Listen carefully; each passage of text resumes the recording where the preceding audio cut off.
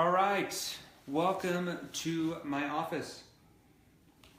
Jeremy Miner, CEO of 7th Level Communication. So today we are going to go over one of the biggest concerns that salespeople get, and it doesn't matter what you sell. Pharmaceuticals, medical devices, life insurance, financial services, cars, coaching, consulting, MLMs, network marketing, direct sales, door-to-door, B2B, cold calling, calling leads, appointments. Doesn't matter what industry you're in.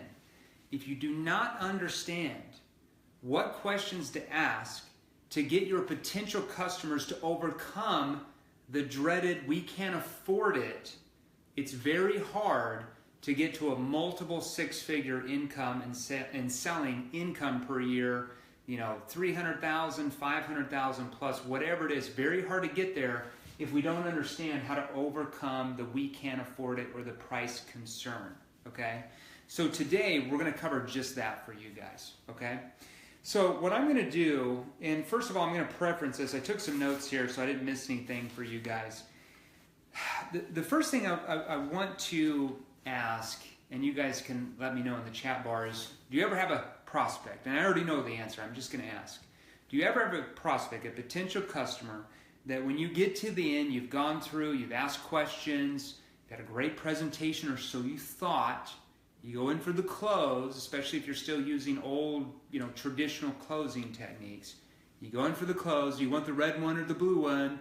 Do you want to have it delivered Thursday or Friday? Whose name do you want the agreement or the contract under? Stop using those old school closing techniques. They don't work very effectively in our time. Most people are a lot more sophisticated and smarter than that, and they've had that used on them 100 times. So when you use that, trigger sales resistance, and when you try to close, they do what? "We can't afford it. The price is too high. Let me think it over. I need to talk to my spouse, or I need to talk to my boss. Can you call me back in a week, a month, send me some information." It's just all over the board. And then what do we typically do? How do we normally respond to "we can't afford it"? How do you normally respond? Think about it, write it down. How do you normally respond? Most salespeople that I have trained, especially my one-on-one program, the way they respond to that is they react to that, which is a deadly mistake in sales. If you react and start getting, I don't want to say pushy, but if you get really needy, like, "Well, what do you mean the price is too high? We've got the best price in this product over your competitor that you're using, and you're going to save money because of X and Y and Z," all these logical reasons on how they're going to save money, which are your opinion, right? It's coming from you, not coming from them. So it's in one ear, out the other. If you use those type of techniques, what happens? Sales resistance. And then you go in and say, "Well, is quality important to you, or is service important to you?" Well, they say, "Yes, of course." But that still doesn't get that concern out of their mind. And I hear a lot of sales trainers that say, "Oh, you just have to create more value." Okay, well, that makes sense. But how do you create value? Can you just tell them the value and they're just going to accept it? No. You have to ask very skilled questions. We call that NEPQ, Neuro-Emotional Persuasion Questioning, that you're learning in the Academy program, modules 3 through 8, that get the person, the prospect, to really persuade themselves that it's their idea, not just your idea. Okay? And that's what we're going to cover today. So I'm going to give you some NEPQ questions to use to get your prospect to overcome their own concerns as two people working together, rather than using some type of old school manipulative question or technique that triggers sales resistance. Okay? Because as we know, that typically is what happens. So I'm going to make sure you guys are on here. I'm actually on my phone today. I didn't use this on my computer. So I've got this set up a little bit different than I normally do. So let me make sure that this is actively working. I think we're good. Holy cow. It's crazy in my office. The last 3 or 4 weeks, our internet reception has been tremendous, and they come out here every other day to fix it, and they just never fix it. It's insane. Okay, so prospect says, Amy, we don't have the money for this. We can't afford it. I mean, it looks good, but we just can't afford it. Here's the first words out of your mouth, and I want you to write this down, okay? You're going to say this. If I can get the marker. you're going to say, that's not a problem. So I want you to repeat that in your mind. You're going to say, yeah, that's not a problem.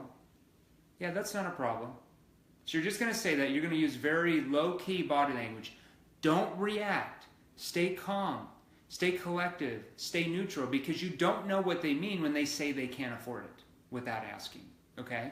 So you're going to say, yeah, that's not a problem. And then you're going to ask this question. Make sure you write this down. Very important. Tell me, if you did have the funding, is this something that would work for you? Now, depending on what you sell, you might not use the word funding, okay? If you're selling franchises or business opportunities, I train a lot of salespeople in that space, you would say funding, because they need funding to start a business, okay?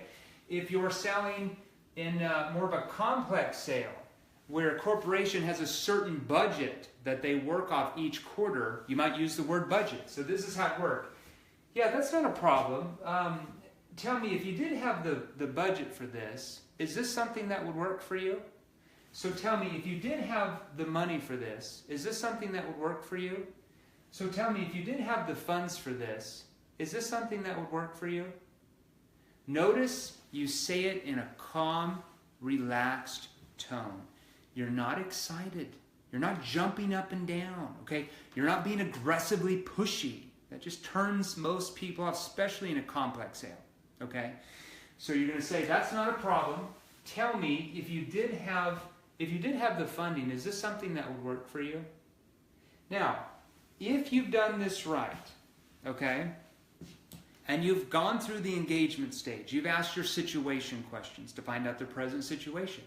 You've asked their problem awareness questions to find out what their problems are, why they have those problems, how their problems are affecting them. You've asked your solution awareness questions to find out what they've done in the past about solving that problem, right? And what the future will look like to them if they do solve it. What are the benefits for them if they do solve this problem? You get them to own it.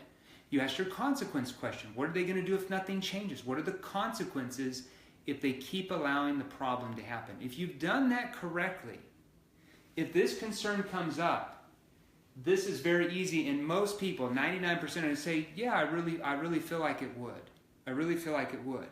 Your first question after you say that, okay, and first of all, I want you to write this down. This right here is called an NEPQ committing question.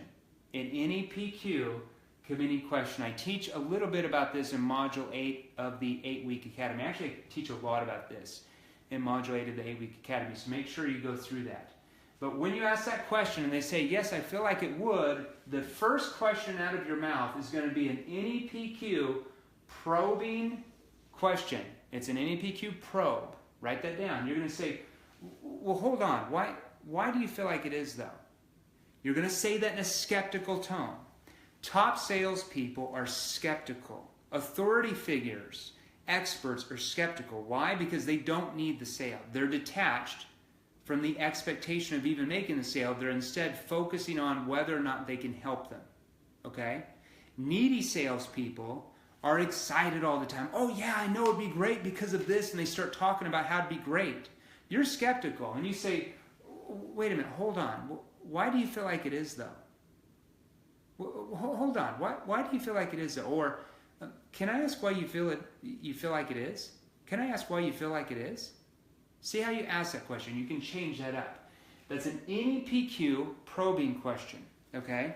Now, typically, what they're going to say at that point is they're going to say why they feel like it actually would. Well, it would because of X, Y, Z, and that's going to help us with our ABC department, okay? Whatever it is, it depends on what you sell. They're just going to say, yeah, it would because of X and Y and Z and whatever, okay? And then you're going to ask this question, okay? First of all, you're going to make a statement. Let me come over here. You're going to say, okay, well, I can appreciate that money might be an issue from what you told me. So I can appreciate that money might be an issue from what you told me. That's called an empathy statement. That's an NEPQ empathy statement. Write that down.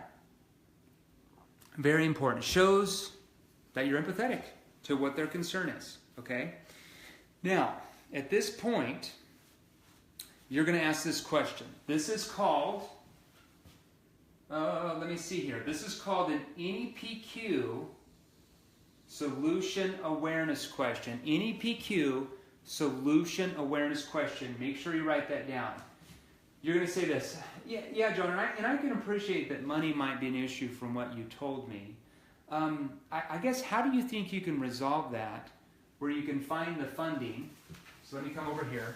How do you think you can resolve that where you can find the, remember, funding, budget, money, or funds, depending on what you sell. 2, you're going to plug in what you sell, okay? Let's say if you sell franchises. How do you think you can resolve that where you can find the funding to be able to start your own business if you sold franchises? See how I'm plugging in what they said they wanted. Or if you sell life insurance, to get better coverage, or to get a lower rated, a higher rated policy, or whatever it is. If you sell cars, how do you think it would resolve that where you can find the money to be able to have this car for your daughter, or whatever it is, whatever they're searching for? You're just plugging that in right there. And then you can put, so how do you think you can resolve that where you can find the money to blank so that you can blank? Plug in what they told you they want so that you can make more money if you were buying a business. See how I'm plugging in the benefit. So you take whatever you sell and you plug in the benefit by this phrase, so you can. So let me go over the exact tonality that you want to use for this question. This is very important you get the tonality right. If you say, so how do you think you can resolve that where you can find the budget for XYZ so you can XYZ? If you just sound like a robot, not going to come across very generous. It's going to come across very scripted. So here's how you're going to say the tonality. Yeah, and John, I can appreciate that money might be an issue from what you told me. I guess how do you think you can resolve that so you can find the funding so that you can XYZ? See how I said that? Okay? That is the formula. Okay? Now, at this point, a lot of people are going to say, well, I guess, I might be able to get funds out of my 401k, or, I guess I could use a credit card, or, I could maybe meet with the board and talk about expanding the budget in the fourth quarter here for this. So a lot of times when you ask that question, they're going to come up with ways on how they feel they can come up with the funding. And let me ask you right here, is it more powerful for them to come up with ways on how they're going to overcome that to find the funding rather than you telling them how they should do that? Of course we know it's when it's their idea, it's far more persuasive. According to behavioral science, 5 times more persuasive, meaning 5 times more of a chance you make the sale. That's a big money maker in whatever you sell, okay? Now, let's say that they come back, okay, and they say, well, yeah, I really like this, but I'm not sure we can budget this in. Because even after you ask the solution awareness question, not everybody's going to say, yeah, I could do this or I could do that to get the funding. You're still going to have some people that will say, well, yeah, I'm just not quite sure. I'm just not sure if we're going to have the budget for this, or I'm just not sure we can get the money together in time, or whatever it is, okay? And then you're simply going to use this question.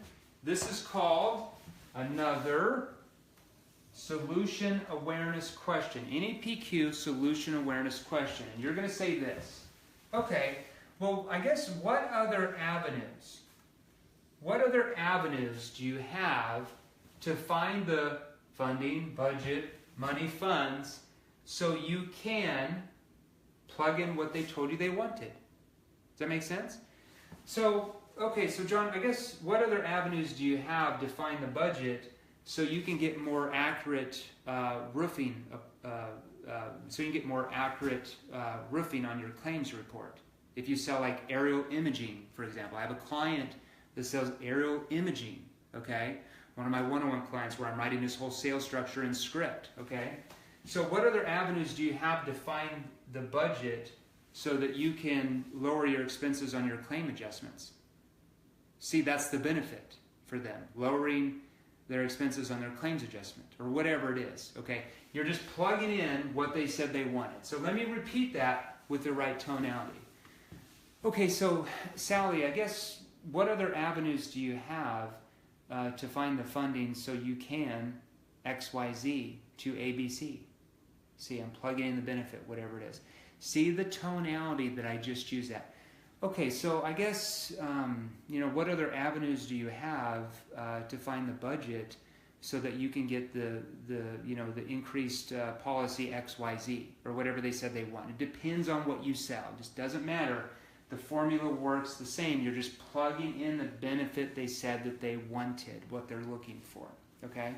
Now, when you do this, a lot of times they're going to come up with ways here at this point. They're going to say, well, I guess I could borrow the funds from my mom, or I could get a home equity line of credit, or you know what, let me meet with the board. There might be a way we can budget an extra 10% in for this quarter, but let me get with the board on that. And then there would be more training on how you would get them to sell the board because you're not there. So that's a whole different training that's outside the scope of this call. How do you position it and get them to basically ask the right questions to the board to get them for that budget, okay? Now, at this point, if they still say that they can't find the funding, okay, you're going to use this suggestion, and I'm going to move this over here. I had to write this on the other side of the board real quick. Let me move this over for you guys. Boom, there we go. Okay, so you're going to say this. They say, well, gosh, I really like this, but I'm not quite sure we're going to be able to do this. Okay, can I make a suggestion to you, John? Yeah, sure, go ahead. Have you ever considered doing it this way?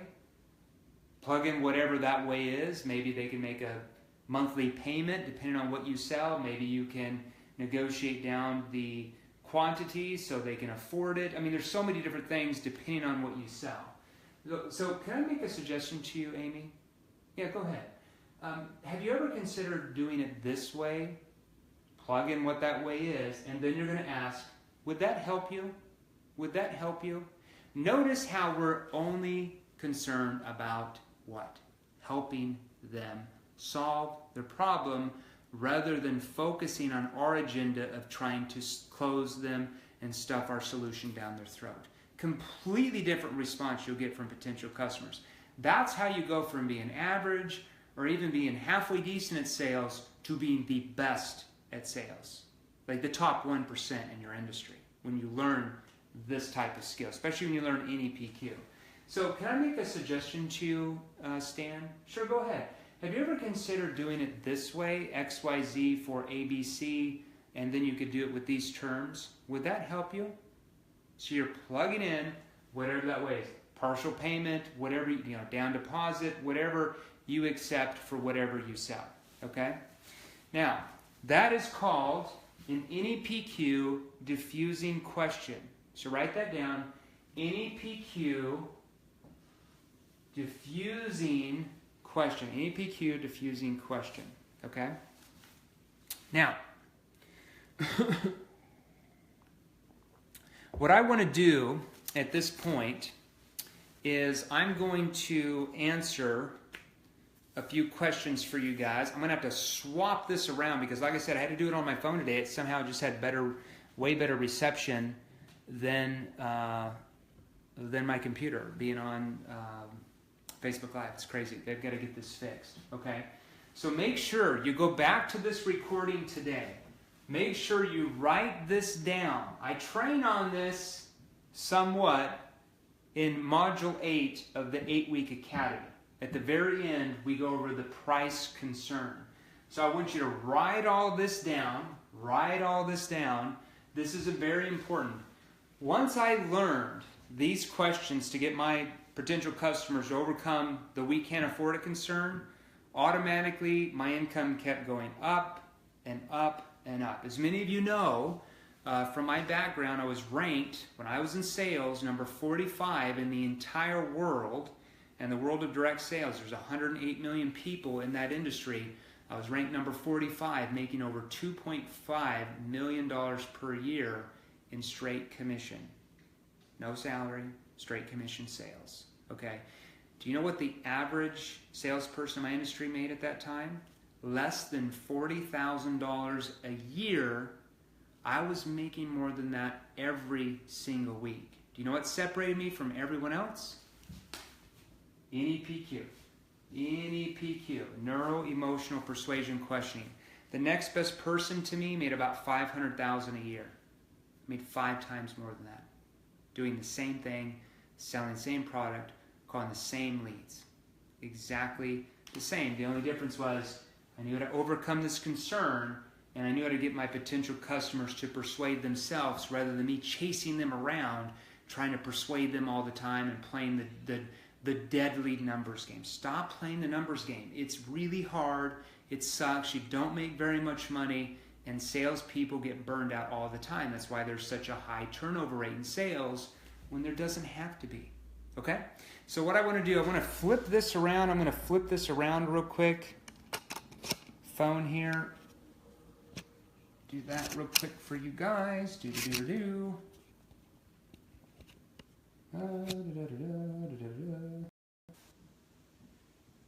Okay, the screen's going to appear backwards. But let's go through, so unless you can read backwards, that's what's going to happen right now. So what questions do you guys have for me real quick? I know a lot of you get on the recorded versions. If you've got a quick question, type it up in here real quick, and let's go through your question real quick. Like I said, this is a good training today. It only took 24 minutes. Sometimes these are going to be longer than others, but I wanted to get this price concern, the we can't afford it concern out to you guys, because once you learn that skill, literally you can double, triple your results, even if you don't learn anything else, okay? Well, I'm not going to say that. You're going to have to learn other skills to get to this point. You can't just use this at the very end using old school, outdated boiler room selling techniques or asking a few questions and then going into your sales pitch. Even if you use this at the end, it's not going to be near as effective, okay? So if you've got a question real quick, ask me a question real quick. Like I said, the board's going to appear backwards because I flipped this iPhone on that I'm on today. So go ahead and ask me a question. Just type it in real quick, and I'm here to answer your questions.